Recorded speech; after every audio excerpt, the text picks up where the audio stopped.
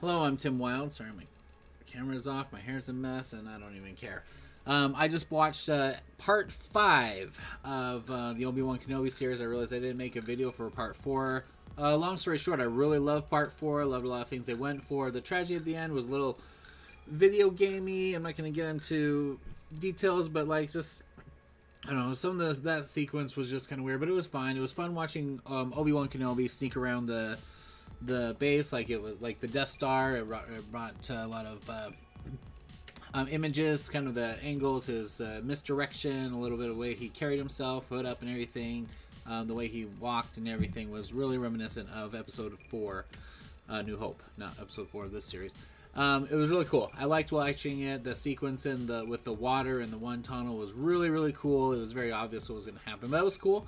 But what I loved and appreciated about it the most is the main thing I'll say about it is you can really see the gradual transition of him from not being very good with his power. Like they've been spending a few episodes of him like just barely being able to like use levitation, to him being in battle where he's trying to like block and deflect lasers, and like they're going straight into the ground or into the wall, or he's missing them. You could tell he's trying to hit him. The stormtroopers shooting at him, and it just doesn't work. I think that was really cool how it's it slowly transitions to where he was able to start hitting people directly, and it was instinctive. It was really cool that you didn't see him channel anything, stop and like meditate or anything. It was just gradual as he was going through the motions, and just that muscle memory and the I almost said spirit, but the force that connection and the fluidity, whatever, the flowing of the force flew through him. And it was really cool to see. They did a really good job making it subtle. Great imagery, the stuff with him and the sneaking around with the 2 stormtroopers, and it was really cool watching him really hacking up stormtroopers, because this is the same Obi-Wan Kenobi that in A New Hope says excuse me, talks about how there's alternatives to fighting. In this situation, he's very aggressive, and there's high stakes. He's got to take care of Leia. He's getting connected with her. He's really inspired. He's kind of it's not just ownership, helping Bail Organa. This is like him with a relationship and a connection with her, and a loyalty to his family, the kids' family, being Anakin and Luke. So I like it. I like it a lot. I liked what they were doing with that episode. It was really cool to see. That was part 4. If I had more to say about it, I don't remember. Really good imagery, really good action, really cool. Part 4. Oh, the interrogation was kind of weird. I don't like that Leia is being very prominent with her force sensitivity, to the point that she's like having this force showdown, just like Rey did in whatever movie, Episode 7, The Force Awakens, where the dark side probing of the mind thing wasn't working, and Leia was just very casual about it. I was like, I'm fine with Leia not knowing, but having the Force and being resistant to it. But it's like when they have the conversation, her and Luke in on Endor in Return of the Jedi, and he's like, no, you have that power too, and she's like, I don't have that power. You're crazy. Like, I can never have that. Like, they're showing her doing things that I think as a 10-year-old or whatever, she's gonna remember, and she's gonna wonder about kind of some of these things that happened in this little adventure for years. You can't not. I don't think she's gonna necessarily recognize that she was using a force resistance, that she potentially could be force sensitive, but I think she's gonna want to look into the situation, ask some questions, and access the Alderaanian library and try and figure stuff out, where she can discover different techniques and force powers, and including possibly interrogation skills. I don't know, but it's just, I don't like her like using the force or even demonstrating force sensitivity so much in like they did in that episode. But whatever. On to episode 5. I'm gonna keep this really short because I'm really tired. I liked it a lot. I loved the concept. I loved the idea, the setting, and I thought this was like another, almost a volcano planet. I thought they were going to have a showdown here, and it would be like, well, a lot of people may have been disappointed from the Mustafar thing, and that's what a lot of these Disney series are doing, is like making up for things that the fans have had issues with over the years. And they didn't. I thought this was just, and that was fine. I don't care. I didn't need another Mustafarian type battle. between Obi-Wan and Vader, but I thought that's what they were gonna go for. The whole, except for the strategy with him, like, okay, you have an hour to crack the shield. Leia's gonna go up in this little bird's nest, just like she was at like a McDonald's play place, but it was like all wires and stuff, and no one else could get up there. Excuse me.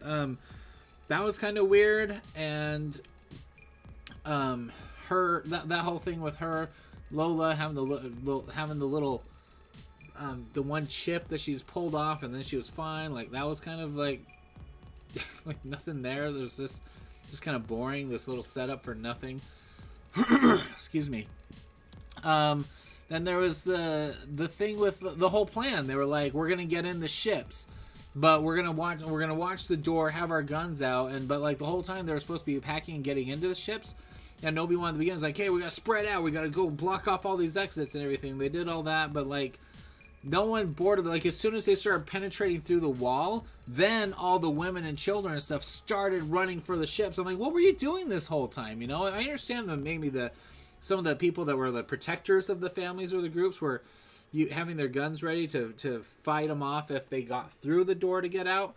But, like, they were all just kind of hanging out in that room. Like, what was the plan? Like, Obi-Wan's like, hey, here's the plan, and we're going to blockade the doors, we're going to get in the ships and, like, take off as soon as we can. I was like, that's not much of a plan. But he was going to go and kind of bait and stall and all that, and that was cool. The conversation with him and the third sister, I don't remember her name, was really good. I thought it was interesting. It was kind of weird that it was, like, through a wall like that. It was very low tone and conversational. But then so was Luke and Vader's conversation at the end of Empire. They were like in whispers but communicating with each other. But that's like a father and son who just had this really serious clash, an encounter with the Force that really kind of bound them together with this serious moment between them. Obi-Wan and this chick was just like, I was like, are they talking? Can you hear her? Like, it was just weird. I thought they were going to be talking through the Force. But it was just weird. But I like that. I like how he pieced it together. I like the idea. Her playing dead. And oh my gosh, I can't believe how much they like went all in on this concept of like the Jedi Purge beginning with him chopping down younglings. Like, the opening sequence, it was like, whoa. I can't believe we started here with the Padawans being attacked in the Jedi Temple. But like, then they showed Vader. It was quick camera motion and very blurry, but holy cow, they flat out showed him just slashing down and then showing the bodies of the kids. They never showed that in episode 3. I thought that was crazy. I was like, holy crap. But with all of that they were doing with the hacking and slashing, in this firefight, you have a whole bunch of freaking stormtroopers marching in against a whole bunch of widely exposed, rebels or whatever, the refugees of the Force, and they're all sitting there shooting at each other, and you're not seeing even the stormtroopers that went down. There's like, you see like 4 of them go down. And yeah, you see Obi-Wan like doing all this stuff and everything, deflecting, protecting, and blocking just like they did in the Clone Wars, and that was kind of cool. I thought it would have been cool if she was leading the stormtroopers, but she was like in the middle. That's fine. I mean, maybe that's an Imperial approach where you have a general who's not going to be on the front lines because they're not as brave or whatever, but it was still weird that there were not many bodies. There was one body that went down with the Resistance people, and then Obi-Wan helped her up. Meanwhile, like 4 or 5 stormtroopers went down, but they were all completely exposed and just shooting and shooting and shooting. Like, where are the casualties? Where are the people going down? They just showed us slashing kids, the Padawans in the temple down, but they like didn't want to have a too violent scene with this massacre of these people. I think showing a bunch of them dying would have been a lot more dramatic. Both sides. Making this like, make it more tense, make the stakes higher. This is serious. These Jedi, this is Darth Vader's stormtroopers. This should be the 501st. If not, it's still under his command. They're not going to be just some runt stormtroopers out on their first campaign. This is like, he's going to have an elite set of troops if this isn't the 501st, who were assigned to him on his first ship. I can't remember the name of the ship now. Anyway, not the Executor, but his first Star Destroyer. But like, yeah, they were all just shooting, and nothing was happening except for like a few stormtroopers went down. That was dumb. It didn't work. The lightsaber fight with Vader and her, I like that. I like the idea that they knew the whole time what she was up to. I thought that was really cool. And then it showed the Inquisitor, the real Grand Inquisitor, come back and leave her for dead. That was dumb. Spoilers, by the way.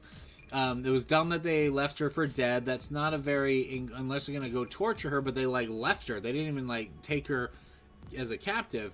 They just like left her there to die, or in the gutter where they found her. Like, that was supposed to be some kind of a big slang or insult. Like, that's not. You have the Jedi Inquisitors who are hunting Force sensitive and Jedi potential, people, and she is a fully trained, very skilled Force user and a traitor, but they like just left her for dead. And she already had the campaign to kill and attack Vader, but they left her for dead. That was not very in character of either. I don't know anything about these Inquisitors. I didn't watch the cartoons, but I know Vader, and he would not, mess around with leaving her, like, oh, she learned her lesson. She's going to sit here in the gutter and remember where she came from and her horrible roots as a poor person, a poor, desperate, pathetic Padawan. That was dumb. That he just left her. Then she crawls over and finds the comm link, and that's the recording. And now is she gonna go? Is she gonna go sell, or not sell, but offer this information to Vader about Luke or about the boy on Tatooine, or is she gonna go try and do something about it herself? If she's gonna go do something about it herself, then that means Obi-Wan needs to get there to intercept and take her out. That's not a very climactic, because we only have one more episode. That's not a very climactic ending for this, because you had all this set up with Obi-Wan and Vader, and you definitely wouldn't have a conclusion that's going to be satisfactory for Vader at the end of episode 4, saying, when I left you I was but the learner, now I am the master. In all of this Force Unleashed crap that we saw him doing in this episode, which I didn't like, I really didn't like it. Stopping the ship, ripping it apart, ripping pieces out, all the Force stuff he was. I mean, him messing around with her is one thing, but like he did a lot of like very powerful stuff in this that was things that he's never demonstrated in the movies or later adventures or things. Even the stuff he did in Rogue One, which is like 9 years from now in this canon. He was really good and fast and reactive and defensive and aggressive with his dark side powers and manipulation, telekinesis, lightsaber combat, and deflecting and all that stuff. That's awesome. That's him fully trained or fully skilled and aggressive and pissed off, slashing and hacking all these rebel troopers. But this, him like stopping a ship mid-flight and like crushing it to the ground and all this, like that. How is the Millennium Falcon gonna get off of the Death Star? I know it was traced and they were trying to follow him, but like there's been other times on Hoth. How about when the Millennium Falcon escaped Hoth with Leia and Han and 3PO and everything, and they had set up the guns and everything, and it took off, and he was like, "Oh crap!" He watched it go. He couldn't grab the Millennium Falcon, like he couldn't grab this transport. That's dumb. They're making him a little too overpowerful in this for what we see later. I understand he has the ability he could potentially levitate a ship and catch a ship, maybe. I don't know. But it didn't seem like much of a struggle. And that's my problem. Like, this is very reactive. And you can't tell me Obi-Wan or Vader is just now that super powerful, and then he just gets like 9 years older and then he's not as powerful in those movies. It's just stupid. It's inconsistent. I don't like it. I didn't like that big video game level Force Unleashed style use of the Force. It was too big. It's cool to see, but this is not a video game unless this is all going to be like a dream Obi-Wan's having in the whole time. The thing about the lightsaber fight, though, again, him messing with her, the fight was fine, but the whole thing with him not having his lightsaber out at first, he was just kind of ducking around. He was so skillful and perfect and flawless, and like he was like using like a keto against her or whatever, like just completely avoiding any contact with the blade, of course. And then then he pulls out, when he gets the blade, he breaks hers in half and gives it to her, throws it at her feet. Again, this is not a very Vader thing to do that. He doesn't play games like this. Not like this. But then he attacks her, and now she's like behind his back. He's like, "Arr, arr, arr," and all of a sudden he really sucks. He's just making these very awkward Frankenstein-like motions. Didn't like that either. I didn't like that part. And then he, pulls it out and he overcomes her very, effortlessly, it seems. That part, where she was traumatized having the flashbacks of what happened when he approached and stabbed her and when she was a kid, and him coming in that bouncing back and forth to that menace of him coming up on her now and killing her in the same fashion, or stabbing her in the same fashion. Very well done. Directing and editing and the concept, it was really cool to see that stuff. It was just the fight itself I just thought was like, it's a little weird. It's not Vader style. All that stuff he was doing was not Vader style, and we know Vader style because we've seen him in Rogue One. Vader doing all that stuff, that was very Vader style. In the last episode or 2 episodes ago when he fought Obi-Wan in this series, that was Vader style. Even him dragging and torturing people, that's Vader style. Him doing all this like, look, I don't need my lightsaber, he's just doing all this like kung fu against her, it's not Vader at all. Anyway, the flashback, this is the last thing I'll say. The flashback where we're showing young Anakin and Obi-Wan doesn't look right. They look fine, but the de-aging that they were using doesn't... Hayden doesn't look like he was... He looks older. He just looks like him now. He doesn't look as young as he was in the other ones, or in episode 2. And that's what this has to be. This isn't Revenge of the Sith, because he has his Padawan braids and stuff. So this is him at, let's see, he was 9 years old and then like 8 years. So this is him at like 22 or something like that, or 20. He doesn't look like a 20-year-old Padawan. Gosh, I'm sorry. This is so unprofessional, but I'm not redoing this because I'm tired. Anyway, so the concept, the dialogue, the fight itself was kind of cool, but like, I'm sure they had fun acting and doing that fight again like they used to. A lot of the maneuvers was the same as what they did on the Mustafar battle, and that was kind of cool because that was their thing. But this is like a lot slower. This is a sparring exercise, and I like the lessons that he was doing that were foreshadowing for stuff that was going to happen later on this episode. Yeah, the de-aging thing with Hayden he looks old. All right. I don't know if there's anything else I wanted to really talk about, except for I liked it. It sounds like I didn't like it, but I really did like it. I like the ideas. I like Obi-Wan. I like his, the idea. I wish they just had a little more drama. The thermal detonator, what's her name, blowing up with the droid going down. Okay, that was cool. We finally got to see an explosion from a thermal detonator. Her sacrifice was good. She's a good character. It's sad she's there. Glad Kumail Nanjiani's back, but I don't know what they're going to do with him. He's got to have something. He's got to have something meaningful to do. And if nothing else, he's an established character for later on. I expect and I hope they do an Obi-Wan season 2. The cliffhanger of showing Luke in bed sleeping, that's awesome. I don't know what I expect or what I want. I don't want there to be a showdown with Vader and Obi-Wan on Tatooine. And I don't want Vader to be wrapped up if Obi-Wan goes to protect him from her. But I like the hint. I like the tease. I'm curious where it's going, but I have no satisfying theories or guesses on what's going to happen next. It's just the only things I can think of are going to be dumb, but I'm hoping and I have faith that they're going to do something awesome. I'm excited about the next episode. I really am. I think it's really well done. I need Vader to fight Obi-Wan again. That, by the way, another rewrite.